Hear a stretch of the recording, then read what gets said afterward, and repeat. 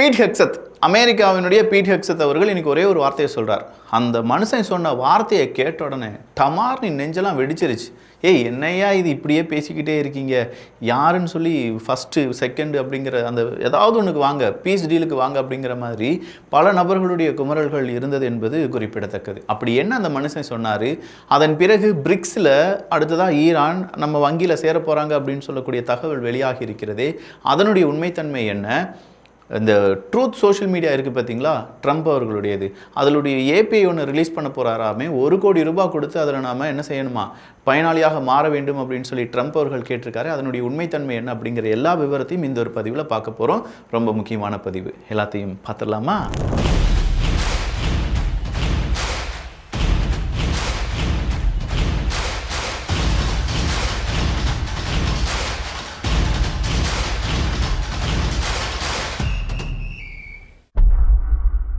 So முதலாவது விஷயம் நம்ம என்ன பார்க்க போகிறோம் அப்படின்னா, பீட் ஹெக்ஸத் அவர் என்ன சொல்லியிருக்காரு? எங்ககிட்ட ஏகப்பட்ட அம்யூனிஷன்ஸ் இருக்குது, எங்ககிட்ட தேவையில்லாத நிறைய மிசைல்ஸ் இருக்குது, அதெல்லாம் நாங்கள் வேணால் இன்னொரு நாட்டுக்கு எதிராக வீசுவோம், அந்தளவுக்கு எங்ககிட்ட இருக்குது. அதனால் நேவல் ப்ளோக்கேட் அப்படிங்கிறது, அதாவது ஈரானுடைய போர்ட் ஸ்ட்ரைட் ஆஃப் ஹார்மஸுக்குள்ளே நுழையக்கூடிய கப்பலை தடுத்து நிறுத்துவது அப்படிங்கிறத அன்லிமிட்டடாக எவ்வளோ நாட்கள் வேணும்னாலும் நாங்கள் அங்கேயே நின்று என்ன செய்வோம், தடுத்துக்கிட்டே இருப்போம். அதுக்கான கேப்பபிலிட்டி எங்கிட்ட இருக்குது அப்படின்னு சொல்லி சொன்னார் பாருங்க. சார் அதெல்லாம் வேணாம், ஸ்ட்ரைட் ஆஃப் ஹார்மஸை திறந்து விட்டு கப்பலெல்லாம் போக விடுங்க சார். நாளொன்றுக்கு 100 110 கப்பல் போயிட்டு இருந்த நேரத்தில் இங்கே 9 10 கப்பல் தான் சார் போயிட்டுருக்கு. இப்படியே போயிட்டே இருந்துச்சுன்னா எண்ணெய், அங்கே இருக்கக்கூடிய எல்என்ஜி, இதுக்கான ப்ரைஸ் எல்லாம் இன்க்ரீஸ் ஆகும், மக்களுடைய பொருளாதாரம் பாதிக்கும், ஒரு நாட்டினுடைய அரசாங்கம் பாதிக்கும், இப்படி பல பிரச்சனைகள் இருக்குது சார் அப்படின்னு சொல்லி நம்ம கேட்டுக்கிட்டாலும், என்னங்க அமெரிக்கா இப்படி செய்கிறீங்களே அப்படின்னு கேட்டால் ட்ரம்ப் அவர்கள் சொல்கிறாரு. ட்ரம்ப் அவர்கள் ஈரானை பார்த்து இந்த மாதிரி செய்தி சொன்னார், இந்த மாதிரி செய்தி கேட்டார் அப்படிங்கிற செய்தியை மட்டுமே நீங்கள் வெளியிட்டு கொண்டிருக்கிறீர்கள். உண்மையிலே நான் என்ன நினைக்கிறேன், நான் என்ன பேச போகிறேன் அப்படிங்கிறத நீங்கள் தெரிஞ்சுக்கணும்னா 1 கோடி ரூபாய் தாங்க அப்படின்னு சொல்லி கேட்குறார். நீங்கள் பேசுகிறத கேட்குறதுக்கு நாங்கள் ஏன் சாமி 1 கோடி ரூபாய் தரணும் அப்படின்னு கேட்டால், அதெல்லாம் ஒன்றும் கிடையாது. என் ட்ரூத் சோஷியல் மீடியா ஆப், அவருக்குன்னு ஒரு அப்ளிகேஷன் இருக்குங்க. இப்போ நம்ம யூஸ் பண்ணக்கூடிய யூடியூப் இருக்கா, அதே மாதிரி ஃபேஸ்புக்லாம் இருக்கா, ட்விட்டர் இருக்கா. ட்விட்டர் எலன் மஸ்கினுடையதா, எலன் மஸ்க்னா ஷேர் கூடுதலாக வாங்கி வச்சிருக்காரு, அதனால் எலன் மஸ்க் அவர்களுடையது நம்ம சொல்கிறோம். ஃபேஸ்புக் எடுத்தால் மார்க் சுக்கர்பர்க் அப்படின்னு சொல்கிறோம். இதே மாதிரி இவருக்குன்னு, நம்ம ட்ரம்ப் அவர்களுக்குன்னு ட்ரூத் சோஷியல் மீடியா ஆப் ஒன்று இருக்குது. ஏன் இந்த ட்ரூத் அப்படிங்கிற இந்த சோஷியல் மீடியா ஆப்பை இவர் தொடங்கினார் அப்படிங்கிற அந்த வரலாறு உங்களுக்கு தெரியுமா? ட்ரம்ப் அவர்கள் பேசுகிறதெல்லாம் பொய்யா பேசிகிட்டு இருக்காரு. அவரை நாங்கள் ட்விட்டர்லேருந்து அவருடைய அக்கௌண்ட்டை நீக்குகிறோம் அப்படின்னு சொல்லி ட்விட்டர் முன்னாள், இப்போ உள்ள ட்விட்டர் கிடையாது, முன்னால் இருக்கக்கூடிய ட்விட்டர் சார்ந்தவங்க எல்லாரும் சேர்ந்து ட்ரம்ப் அவர்களை நீக்கிட்டாங்க, அதாவது பேன் பண்ணிட்டாங்க. இப்படி பேன் பண்ணதுனால ட்விட்டரில் ட்ரம்ப் அவர்களால் என்ன செய்ய முடியல, ட்வீட்டே போட முடியலை. நீ என்னடா என்னை நீக்கிறது, நான் உங்களுக்கு எதிராக உங்களை மாதிரியே ஒரு அப்ளிகேஷனை ரெடி பண்ணுறேன்டா அப்படின்னு சொல்லி தான் ஒரு அப்ளிகேஷனை க்ரியேட் பண்ணுறாரு. அதுதான் ட்ரூத் சோஷியல் மீடியா ஆப். அது ட்விட்டர் மாதிரியே ஜியோலாம் இருந்தாலும், கிராஃபிக் யூசர் இன்டர்ஃபேஸ்லாம் இருந்தாலுமே, அதன் பிறகு கொஞ்சம் கொஞ்சமாக அதை என்ன செய்கிறாரு, அழகுபடுத்துகிறார். அழகுபடுத்தி அதிகமாக அதில் யார் தான் ட்வீட் போடுவாங்க அப்படின்னு கேட்டிங்கன்னா மனுஷன் தான், ட்ரம்ப் அவர்கள் தான். ஆனால் இப்போ அதிபராக ஆன பிறகு ட்ரம்ப் அவர்கள் அந்த ட்ரூத் சோஷியல் மீடியா ஆப்பில் கொண்டு எந்த ஒரு மெசேஜ் போட்டாலுமே அது ரொம்ப பெரிய அளவில் வைரலாக மாறுது. வைரலாக மாறுதோ இல்லையோ, அது பணம் சம்பாதிக்கக்கூடிய ஒரு மெசேஜாக பார்க்கப்படுகிறது. அதாவது அவர் ஈரானை நான் அடிக்க போகிறேன் அப்படின்னு சொல்லி ஒரு மெசேஜ் போட்டார்னா, ஓகே ஆயில் ப்ரைஸு கூடும் அப்படிங்கிறத யாராவது ப்ரெடிக்ட் பண்ணிவிட்டு ஆயில் மார்க்கெட்டை போய் என்ன செஞ்சிடறாங்க, பெட் பண்ணிடுறாங்க. ஆயில் ப்ரைஸ் கூடுது, கரெக்டாக பீக்குக்கு போகும்போது விற்றுட்டு வெளியில் வந்துடுறாங்க, ப்ராஃபிட் புக்கிங் வந்துட்டு அவங்களுக்கு கிடச்சிருது. ஸோ காசு பணம் சம்பாதிக்கிறதுக்கு ட்ரம்ப் அவர்களுடைய வார்த்தை அப்படிங்கிறத பயன்படுத்துகிறாங்க. ட்ரம்ப் அவர்கள் இதை எப்படி சொல்கிறார் அப்படின்னா, இனியும் நிறைய யுத்தங்கள்லாம் வர வேண்டியதாக இருக்குது, இன்னும் நிறைய முடிவுகள்லாம் எடுக்க வேண்டியதாக இருக்குது, நான் என்ன பேச போகிறேன், என் மெசேஜ் என்ன அப்படிங்கிறத பல மில்லி செகண்டுக்கு முன்னாடியே நீங்கள் தெரிந்து கொள்ள வேண்டும் என்றால் ட்ரூத் சோஷியல் மீடியா அப்ளிகேஷனை சப்ஸ்கிரைப் பண்ணிக்கோங்க. அப்படி சப்ஸ்கிரைப் பண்ணுறதுக்கு நீங்கள் செய்ய வேண்டியது 1 கோடி ரூபாய் எனக்கு கொடுத்தா மட்டும் போதும் அப்படின்னு சொல்லியிருக்கார். ஸோ 1 கோடி ரூபாய் கொடுத்து நம்ம ட்ரூத் சோஷியல் மீடியாவில் இணைந்து விட்டோம் என்றால் அவர் என்ன பேச போகிறார், அவர் அடுத்ததாக வெள்ளை மாளிகை வழியாக என்ன மெசேஜ் வெளி உலகத்துக்கு வரப்போகிறது அப்படிங்கிறத கொஞ்சம் மில்லி செகண்ட்ஸுக்கு முன்னாடி நமக்கு தெரிஞ்சிடும். நாம் தெரிஞ்சுக்கிட்டு என்ன செய்யலாம், பங்கு வர்த்தகத்தில் ஈடுபடலாம். பங்கு வர்த்தகத்தில் ஈடுபடுறதுனால நமக்கு என்ன லாபம் கிடைக்கும், மற்றவங்க பங்கு வர்த்தகத்தை வந்து பார்க்கறதுக்கு முன்னாடி நாம் அந்த பொசிஷனுக்கு போயிடலாம். பொசிஷன்னா நம்ம பங்கை வாங்கவோ விற்கவோ செஞ்சிடலாம். அதை செய்கிறதுனால நமக்கு என்ன கிடைக்கும், அநியாயத்துக்கு லாபம் கிடைக்கும். அதனால் வந்து சேர்ந்துருங்க அப்படின்னு சொல்லி ட்ரம்ப் அவர்கள் சொல்லியிருப்பதை பார்க்கும்போது மனுஷன் எப்படிலாம் யோசிக்கிறாரு பாருங்க. கொஞ்சம் பேர் உடம்பை காண்பித்து சப்ஸ்கிரிப்ஷன் மெத்தடில் நடிகர்கள்லாம் இப்போ சம்பாதிச்சிட்டு இருக்காங்க. அவருடைய பேச்சு, அந்த மெசேஜ், அதனால் பாதிப்புகள், அது பங்கு வர்த்தகத்தை எந்த அளவுக்கு போட்டுத்தலும், அதை பொறுத்து காசு கூடுதல் தாங்கடா, நீங்கள் சப்ஸ்கிரைப் பண்ணிக்கோங்க, நான் உங்களுக்கான டிப்ஸை தரேன், உங்களுக்கான செய்தியை வெளியிடுகிறேன் அப்படின்னு சொல்கிறாரு. இந்த உலகம் எங்கே போய் நிற்க போகிறது அப்படிங்கிறது சத்தியமாக நமக்கு புரியலை. இந்த நேரத்தில் தான் ஐநா சபை ஒரு எச்சரிக்கையை கொடுத்துருக்காங்க. 2022 ஏமன் நாடு, ஹூத்தீஸ், இவங்க 2 பேருமே ஒரு அக்ரிமெண்ட் போட்டாங்க. ஹூத்தீஸ், சவுதி அரேபியா ஒரு அக்ரிமெண்ட் போட்டாங்க. அதெல்லாம் விட ரொம்ப கொடூரமான ஒரு இடத்தில், ஒரு நேரத்தில் இப்போது ஏமன் ஹூத்தியினுடைய ரிலேஷன்ஷிப் இருக்குது. கண்டிப்பாக இதனால் ஹூத்தீஸ் ஏமனை அடிப்பாங்க, இல்லாட்டி ஏமனுக்கு பல பிரச்சனைகள் வரலாம், அங்கே இருக்கக்கூடிய பல வீரர்கள் அங்கே கொல்லப்படலாம் அப்படிங்கிற ஒரு எச்சரிக்கை இப்போ ஐநா சபை கொடுத்துருக்காங்க. Highest risk of major conflict அப்படிங்கிறது தான் ஐநா சபை கொடுத்துருக்கக்கூடிய விளக்கம். ஸோ இந்த highest risk of major conflict அப்படின்னு சொல்லும்போதே நமக்கு புரிஞ்சிருச்சு, ஓகே சம்திங் ராங் அப்படின்னு சொல்லி. ஆமாம், நாளுக்கு நாள் செங்கடலையாக இருக்கட்டும், இல்லாட்டி பாபல் மந்தீபா இருக்கட்டும், அங்கெல்லாமே ஹூத்தீஸ் அவங்களுடைய மிசைலை தயாராக நிப்பாட்டி வச்சுருக்காங்க.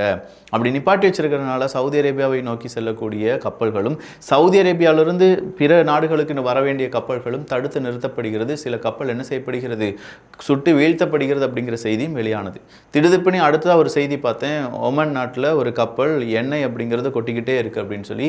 இதுவரையிலும் இல்லாத இழப்பாக அந்த இடம் முழுவதுமாகவே எண்ணெய் படலம் சூழ்ந்திருக்கிறது அப்படின்னு சொல்கிறாங்க. இதனால் நிறைய கடல் உயிரினங்களுக்கு பாதிப்பு ஏற்படலாம் அப்படிங்கிற ஒரு தகவல் வெளியாகி இருக்கிறது. கிட்டத்தட்ட 2000 சதுர கிலோமீட்டர், அதாவது 770 ஸ்கொயர் மைல்ஸ் அப்படிங்கிறது இந்த எண்ணெய் படலம் அப்படியே படர்ந்திருப்பதாக சொல்லப்படுகிறது. ஸோ 2000 சதுர கிலோமீட்டர் அப்படின்னு சொல்லும்போது அந்த ஏரியாவை கொஞ்சம் நினச்சி பாருங்கள். அந்த அளவுக்கு இந்த எண்ணெயினுடைய தாக்கம் அப்படிங்கிறது இருக்குது. பட் ஓமன் நாட்டில் இந்த எண்ணெய் கப்பல் எப்படி லீக் ஆனது அப்படிங்கிறத பற்றி அதிகமான டீட்டெயில்ஸ் இன்னும் நமக்கு தெரியலை. ஆனால் இது இந்த உலகத்தில் இப்போ நடந்திருக்கக்கூடிய இயற்கை பேரிடர்களில் மனிதனால் உருவாக்கப்பட்ட பேரிடர்களில் பெரிய ஒரு பேரிடர் அப்படின்னு சொல்கிறாங்க. இந்த அளவுக்கு அங்கே இனிமேல் ஒரு கடலை அசுத்தப்படுத்த முடியாது. அப்படி நம்ம அசுத்தப்படுத்திட்டோம், இனி அங்கே இருக்கக்கூடிய கடல் உயிரினங்களுக்கு என்ன நிலைமை வரப்போகிறதோ இதனுடைய இம்பேக்ட் பல வருடங்கள் அந்த கடற்கரையில் இருக்கும் அப்படின்னு சொல்லப்படுகிறது. இப்படி ஒரு புறம் எல்லாருமே ஓடிட்டு இருக்கும்போது ஈராக், சவுதி அரேபியா கூட பேச்சுவார்த்தை நடத்திட்டு இருக்காங்க. சவுதி அரேபியா, துருக்கி, பாகிஸ்தான் மெக்கா பேக்ட் அப்படிங்கிறது ஒன்று ரெடி பண்ணாங்கல்ல. இப்போ என்ன செய்கிறாங்கன்னா, இந்த மெக்கா அக்ரிமெண்ட் அப்படிங்கிறத எக்ஸ்பேண்ட் பண்ணலாம் அப்படிங்கிற முடிவுக்கு சவுதி அரேபியா, பாகிஸ்தான், துருக்கி வந்திருக்காங்க. அப்படி வரும்போது என்ன ஆகுது, ஒவ்வொரு அரபுலக நாடுகளும், இஸ்லாம் நாடுகளும் இப்போது சவுதி அரேபியா, துருக்கிட்டெல்லாம் பேச்சுவார்த்தை ஈடுபட்டு இருக்காங்க.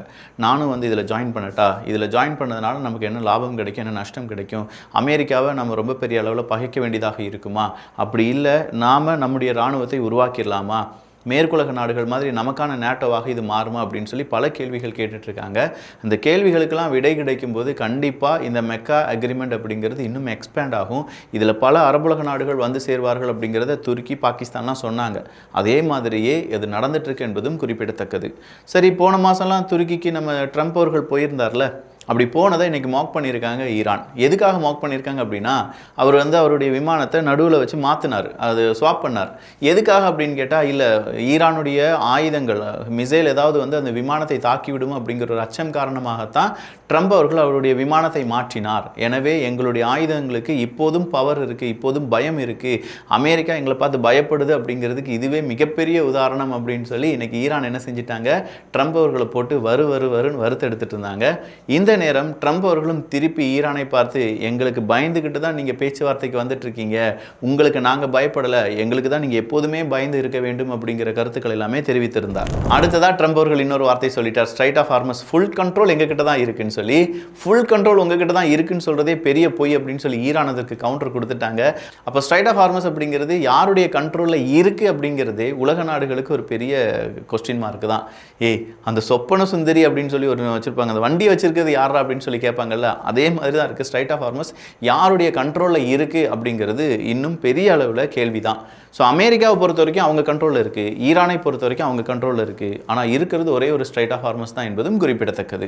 ஆகஸ்ட் 12ஆம் தேதி 2026 ஈரானுடைய சென்ட்ரல் பேங்க் என்ன சொல்லியிருக்காங்கன்னா, இந்த நியர் ஃபியூச்சர் NDB பேங்க், அதாவது நியூ டெவலப்மெண்ட் பேங்க், பிரிக்ஸினுடைய வங்கி தான் இந்த நியூ டெவலப்மெண்ட் பேங்க், அதில் நாங்கள் ஐக்கியமாகிறதுக்கான வாய்ப்புகள் இருக்குது அப்படின்னு சொல்லியிருக்காங்களே, அதனுடைய உண்மைத்தன்மை என்ன, ஒருவேளை அதில் வந்து அவங்க ஜாயின் பண்ணலாம். அப்படி ஜாயின் பண்ணுறதுனால அவங்களுக்கு டாலர் இல்லாத கடன் கிடைக்க வாய்ப்புகள் இருக்குது.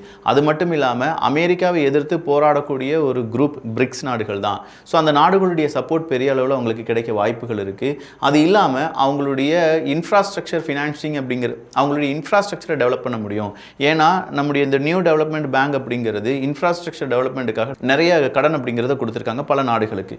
ஸோ ஈரானை பொறுத்த வரைக்கும் அவங்களுடைய எலக்ட்ரிசிட்டி ஜென்ரேஷனாக இருக்கட்டும், சோலார் அண்ட் விண்ட் எனர்ஜியாக இருக்கட்டும், railway, ports, roads, water and sanitation, digital and social infrastructure, இது எல்லாமே கொஞ்சம் கொஞ்சமாக டேமேஜ் ஆகிருக்கு. இல்லாட்டி அதை இன்னும் கொஞ்சம் அதிகப்படுத்த வேண்டியதாக இருக்குது. அதற்கு நியூ டெவலப்மெண்ட் பேங்கினுடைய கடன் ஒரு பேருதவியாக இருக்கும். அப்படிங்கிறதுனால தான் பிரிக்ஸ் வங்கியில் அவங்க வந்து லோன் எடுக்கிறதுக்கான வாய்ப்புகள் இருக்குது அப்படின்னு சொல்கிறாங்க.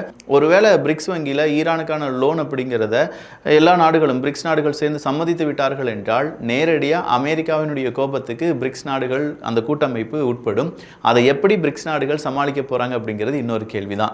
இதை தாண்டி இந்த பிரிக்ஸ் நாடுகளுடைய NDB பேங்கில் ஈரான் இணைவதால் இன்னும் சில முக்கியமான விஷயங்கள் ஈரானுக்கு கிடைக்க வாய்ப்புகள் இருக்குது. அது என்ன அப்படிங்கிறதெல்லாம் இன்னொரு பதிவில் பார்த்துடலாம். ஸோ இந்த பதிவை பற்றிய உங்களுடைய கருத்துக்கள், அதுலேயும் குறிப்பாக ட்ரம்ப் அவர்கள் இப்படி பேசியிருக்காரு, உண்மையிலேயே ஸ்ட்ரைட் ஆஃப் ஹார்மஸ் யாருடைய கண்ட்ரோலில் இருக்குது அப்படிங்கிறதும், ஒமான் நாட்டில் ஏற்பட்டிருக்கக்கூடிய அந்த எண்ணெய் கசிவு அப்படிங்கிறது உலக நாடுகளுக்கு எப்படி ஒரு பெரிய அச்சுறுத்தலாக இருக்க போகிறது அப்படிங்கிறத பற்றிலாம் நம்ம பேசியிருக்கோம். இதை பற்றி உங்களுடைய கருத்துக்கள் இங்கே வரவேற்கப்படுகின்றன. எல்லோரும் வியூகத்தில், தமிழ் வியூகத்தில் இணைந்திருங்கள். நல்லதை பகிர்ந்து நல்ல சமுதாயத்தை உருவாக்குவோம். நன்றி, வணக்கம்.